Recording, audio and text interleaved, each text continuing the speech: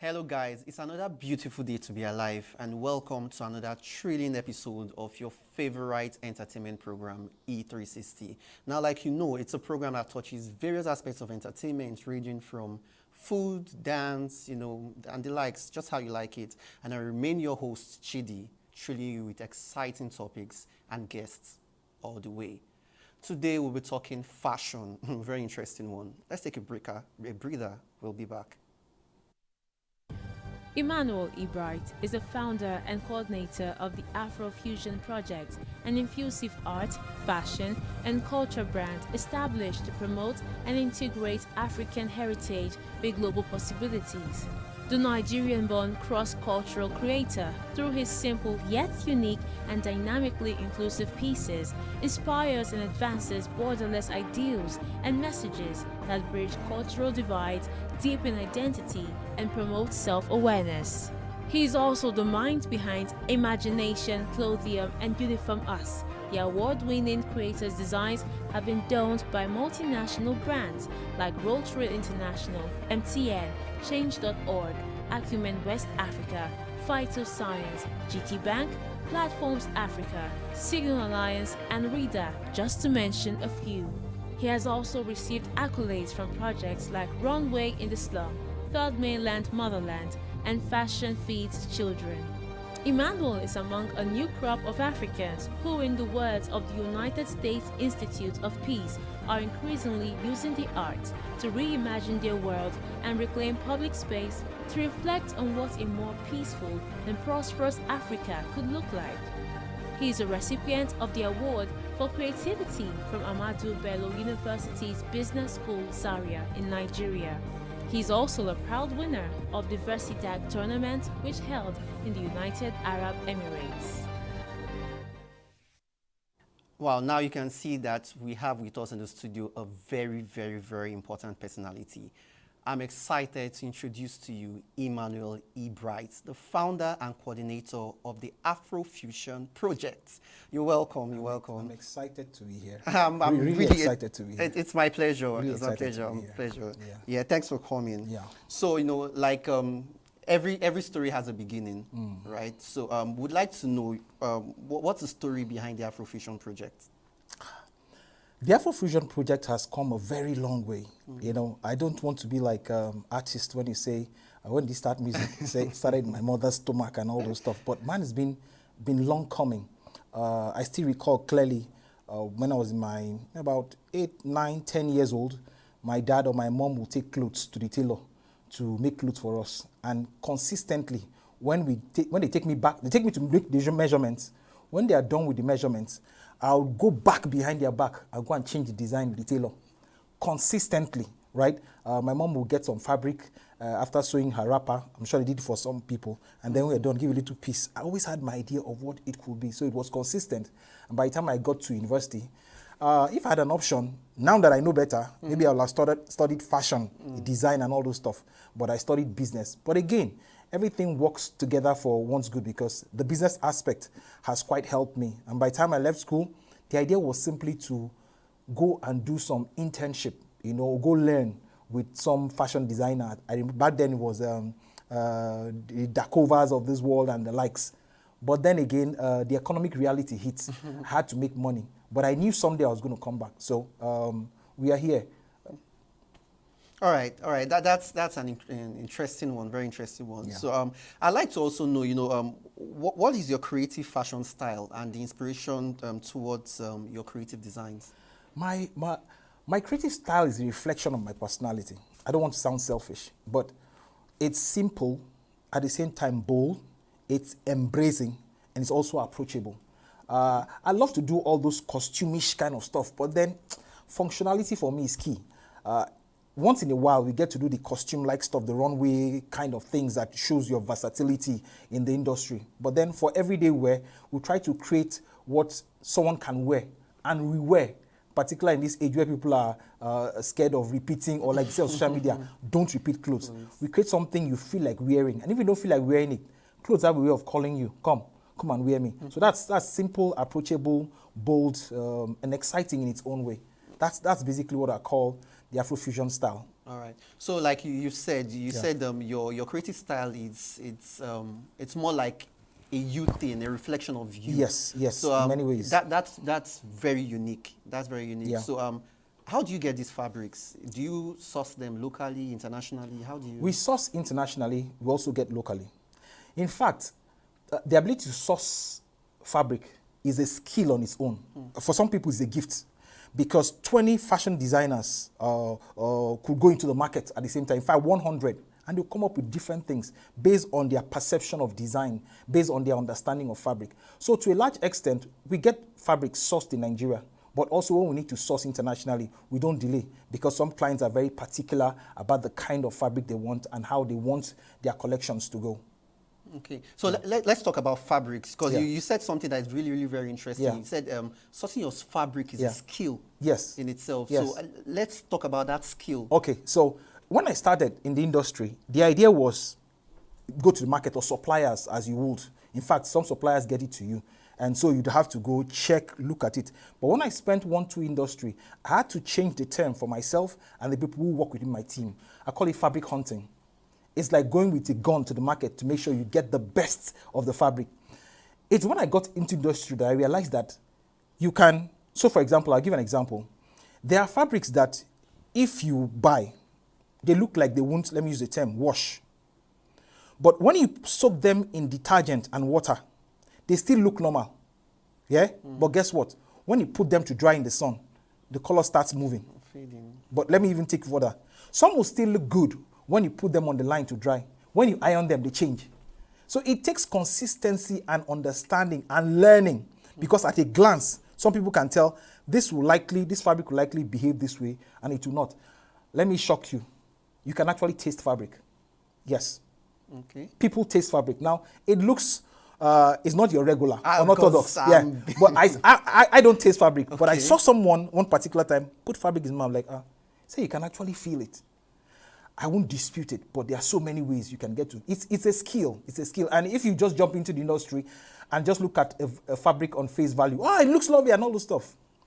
You could do a great job, and after spending so much money and producing a garment of, say, 200,000, the Fabric person lets you tells down. you, sorry, it messed up. And then you can't deny the fact because the facts are there. Aside the fact that people say sometimes, we hear it, it's because you didn't use the detergent, you didn't do it. Yeah. Some fabric passed every test. And of course, those ones, they're either scarce or they're expensive. Okay. So let's come down to you, Yeah. your apparels, the kind of apparels you do. Yeah. All right. Do you think, first of all, you would like bring us into your kind? I know you've said something about it, but like I see what you're putting on now. Yes. The Afro-fusion. Yeah. I can see a blend of Africanism and Yeah.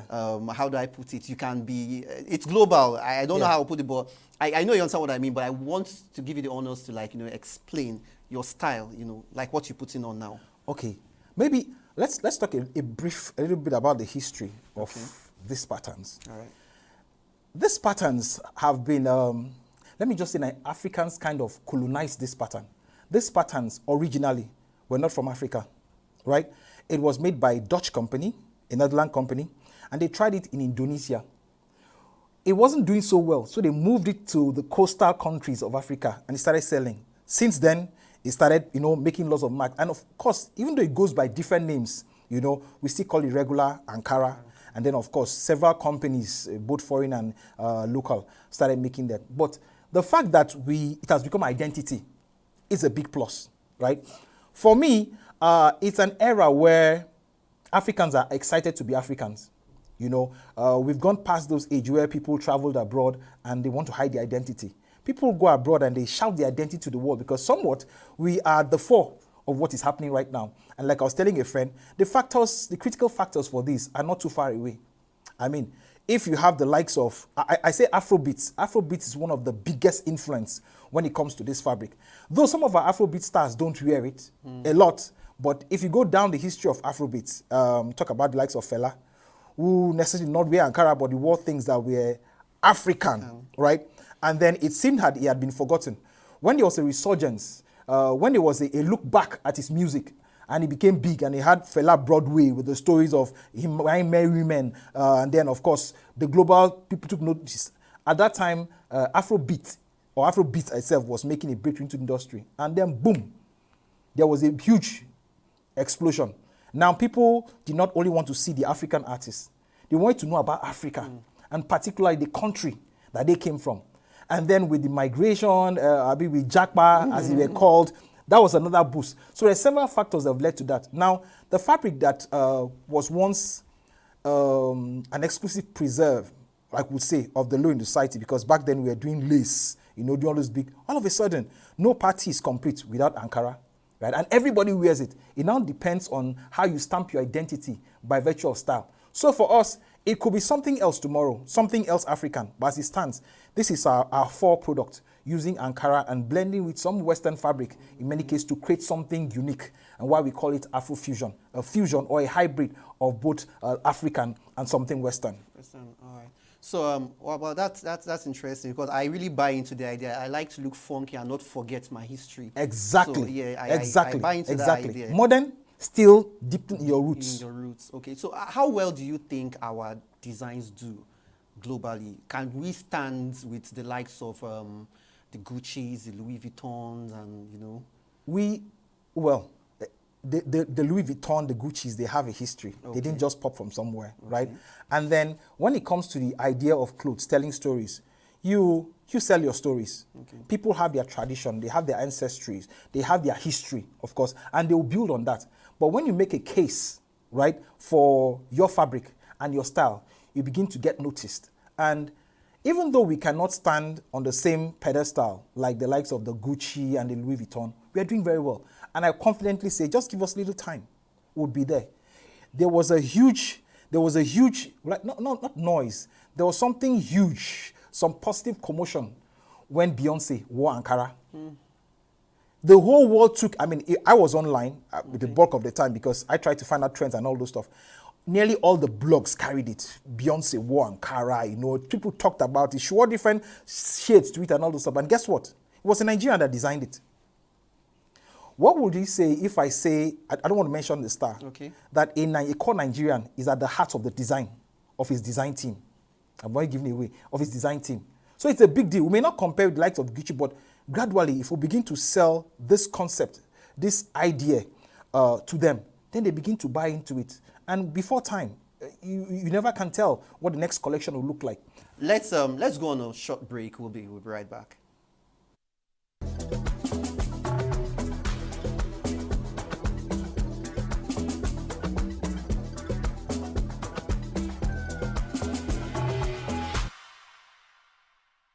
Welcome back. Now, in case you're just joining us, with me in the studio is Emmanuel E Bright. He's the founder and coordinator of the Afro-fusion project, and we've been discussing the dynamics of his fashion.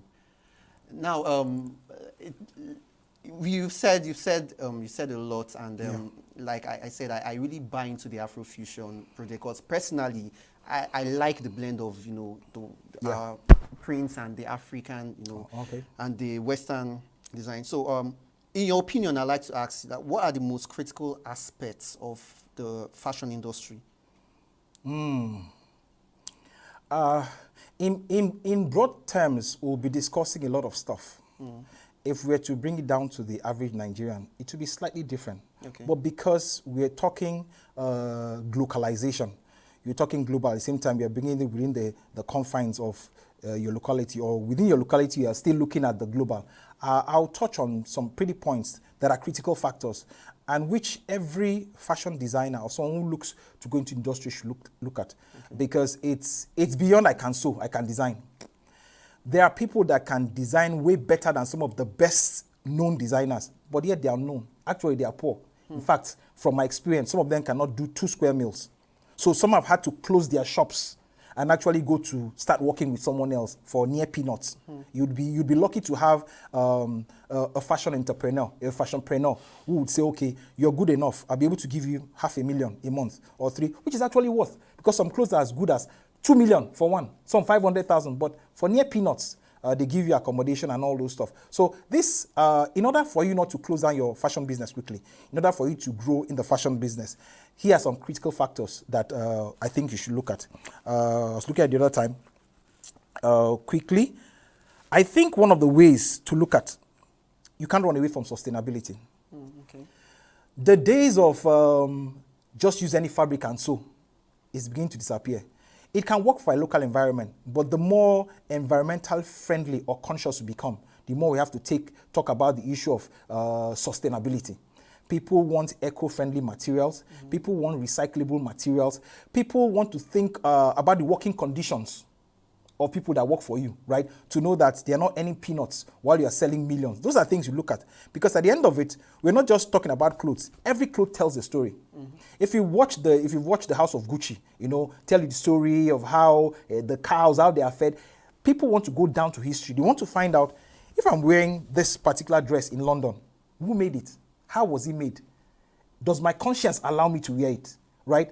Is it recyclable? At the end of the day, with the material, when I send it, will it end up in Africa? And from Africa, will it block all the drainages and all those? So these are issues to look at. The average African will say, I beg, give me clothes, let me wear. But then let me talk about something that cuts across, whether you're local or global, is technology. Okay. You can't do, I could sit down there when you're looking at me, I was on my tab. Yeah? I'm designing. You call me, you want a design. I don't have to go use pencil and start drawing because there are softwares that can give you 3D versions, right? I send it to you, you give me a go-ahead, I check my e-catalog, send you the fabric, you give it to me. At the end of the day, I produce a receipt, or an invoice from my phone or my tab, and I send it to you. Deal concluded, you transfer. So you can't run away from technology. It's very, very key. So even with the customers, how to attract your customers, we're in the era of analytics. How to analyze what kind of customers want your goods in Lekki, in Lagos, in Ghana, Accra. Where do you sell the most? These are things that one should look at. And of course, you can't talk about technology without talking about NFT, things like NFT. It looks far-fetched. But remember, once, a long time ago, when we talked about AI, not even too long ago, we felt AI was too far-fetched. But guess what? AI is here. It's everywhere. So NFT looks far-fetched too, but give it time. These are things people should begin to study. And of course, you have building relationships. You can't go far without building relationships. That's why I say don't run away from industry.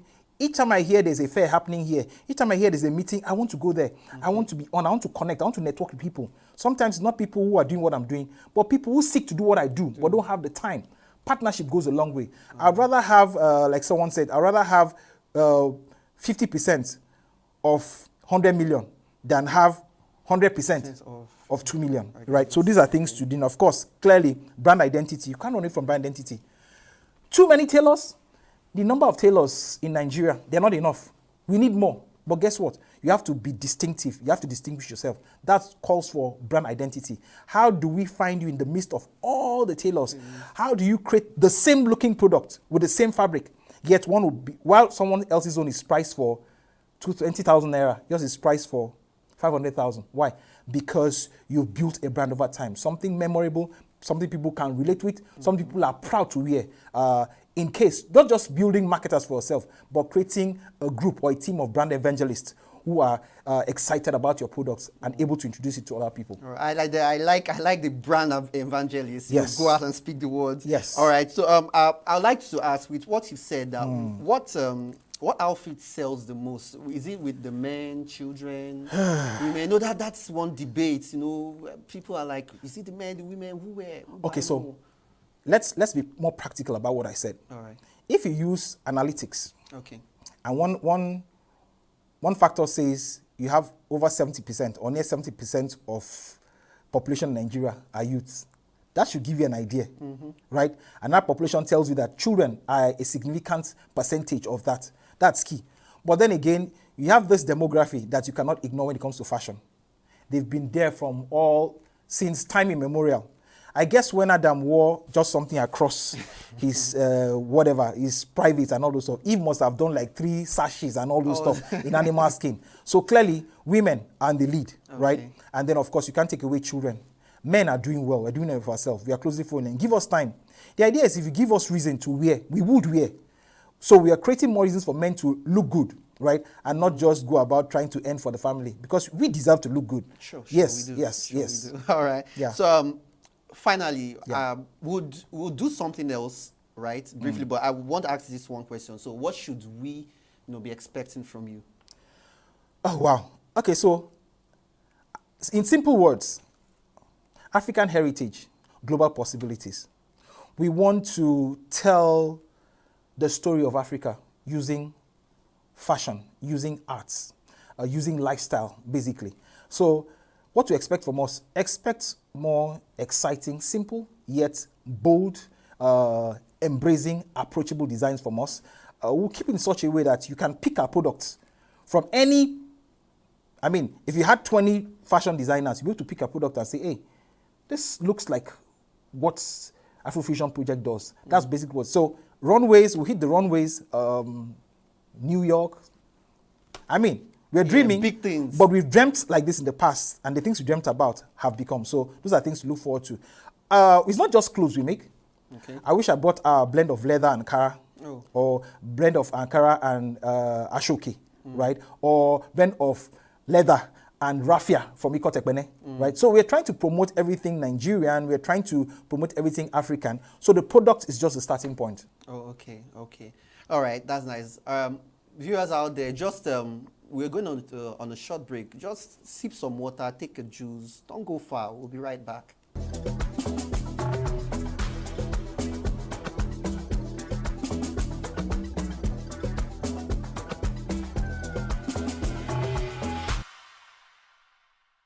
So welcome back, welcome back. Hope the juice or the water you took is refreshing enough, because you will be loaded. You'll be loaded. So right, Emmanuel E Bright is a man of many things, and you have projects off your sleeves, things you're doing. I want you to tell us about these projects. Okay. You're doing. With exciting projects, we believe as a brand we should give back. So corporate social responsibility is not just a phrase. It's something we try to practicalize as much as possible. I recall when we did Third Mainland Motherland, the idea was to try to push the gospel of clothing, right? To get children to aspire, to see that they could become models, not just role models, right? They could also become models. And then when we went there with the crew, by Third Mainland Bridge, just about that Makoko side, you need to see children gather with bicycles. We've got pictures and all that. But beyond that, I don't know about you, but I know what it feels like not to eat for 3 days. In a quest to move out of the confines of my mother's home, my parents' home, to seek what we now have as a growing graduate, I had to go stay in the north. And I couldn't eat, but I knew this dream had to come true. So staying, and when I mean 3 days, and it's not, when you're fasting, it's different from when you're, when there's exactly. No food. So 3 days and all those stuff. So when people tell me, your fashion feeds the children program, you're not feeding 3 square meals. I said, sometimes what you need is a meal that will give you hope to know that if this one came, another one could come. So we started out with a project in Makoko. We took volunteers and we fed the children, and also use the opportunity to educate them about life and tell them to go back to school, part of the SDG goals, to encourage education and all those stuff. And while we were doing that, it was so successful that we had to do part in Cross River State, 2 local governments in Cross River State. And then while we still did that, we did another location in Kaduna. All of them, came out beautifully. We gave those children what some of them may not ordinarily eat every day. Children in disadvantaged communities. So you'd had your rice and stew, and you had Lucozade, I don't know how to pronounce bomb. You had your boost to drink. Okay. You had just all those things. And then, of course, it's not just feeding their stomach. It's feeding their minds and telling the stories. This is who I was. This is who I am now. If I can do it, you can do it. And with time, we're hoping we can break into other states and other African countries. And the idea is to actually have our own food bank, where people can reach out to us. So with part of the profits, part of the proceeds we make from our business, Afro-fusion project, we can take a point and say, look, let's give to these children. If we can give these children, they can eat and there's hope, they might reduce the incidences of will be robbers tomorrow. We can reduce the incidences of, I want to commit suicide. So these are part of the things we do. And it's all encased in the push for the millennial sustainable goals, okay? And for us, we just picked the aspect of education, and then, of course, trying to sort on hunger in our own way. All right, that's a big and a good one. Yeah, and God will definitely reward you. I say a big amen. Amen. A big amen. Amen. So, in our usual style, E360, we play a game. Now, it's nothing too serious. You should have given me. It's nothing too I don't serious. like games. I'll just say I'll just ask you a question. I'll just ask you questions. 10 questions. Okay. Punch. You just give me answers. Okay. All right. Punch. Yeah, but just. All right. Okay, I'll try my best. All right. So this is where I wear my glasses, so that I can see the questions properly. All right, so Allow time. me. Okay. 60 seconds. 6 seconds. Yeah, in 60 seconds. Okay, okay. So your time starts now. Okay. All My right. poker What's your face. full name? Emmanuel F. Bright. Favorite celebrity couple? Joker Silva and the husband. All right. Most outstanding day of your life? I don't know the day I was born. I mean, I was not aware of the day I was born, but outstanding day. The day I gave my life to Christ. Oh, interesting. All right. Your favorite football club? I don't do international clubs. Okay. Aqua United. That's patriotism. Aqua United. All right. So what won't you be caught doing? Stealing. All right. Your favorite relaxation sports? I'm tempted to say my toilet, but I won't say that because my bed. I love my bed. Oh, okay. I love my bed. All right. Novels or movies? Movies. Movies. All right. Favorite indoor sports? Favorite indoor sports. Is reading a sport or studying? I won't call that Football. football. I play football indoor with my children. Oh, okay. Yeah, Okay. but anyone that breaks the TV gets to pay. All right. All right. Favorite food? Edika Icon, made specially by my wife. Oh, interesting. Yeah. Interesting. Yeah. All right. So finally, give me 2 things off your bucket list. My bucket list. Off, that I've ticked off. No, you would. Skydiving. And skydiving and what else? What else do I want to do? I want to hit Hawaii. And sunbath. Am I allowed to do what naked? Okay, I've already used it. You've already used But it. very, very private. Very private. Just one in nature. I have a feeling that there's some kind of inspiration. I just might come up with a chat-breaking collection from just being myself in the open. Just between me, my God, and nature. All right, fine. Skydiving. Are you sure Madam would allow you skydive? If I tell my wife I want to do skydiving, she'll tell me to sign up some jobs, get her some houses, and then sure. But I really want to try. I want to try it. Perspective is key. I want to see what it feels like up there. When I come back, well, I'll ask her. I don't want trouble. Oh, okay. All right. It's been nice having you. Nice having you. And Thank you. We have come to the end of this episode. I told you it's going to be an interesting one. I told you. So until next time, stay jiggy.